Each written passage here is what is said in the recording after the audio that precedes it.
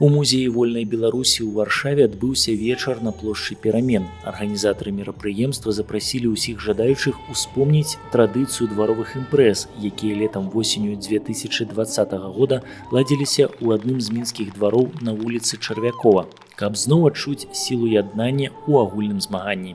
Да гасцей вечара далучыўся Павел Латушка. Ён адзначыў, што мы не маем права забыцца на тых, хто страціў сваё жыццё ў барацьбе за свабодную Беларусь.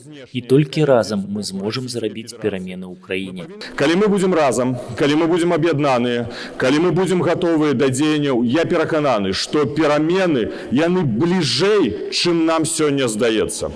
Падчас імпрэзы ўдзельнікі зрабілі рэканструкцыю мурала «Дыджэі перамен». Прысутным таксама паказалі здымкі з фотоархіва тых дзён, пачаставалі гарбатай і прапанавалі паўдзельнічаць у майстар-класе, ахвяраванне ад якога накіравалі палітзняволенаму Сцяпану Латыпаву.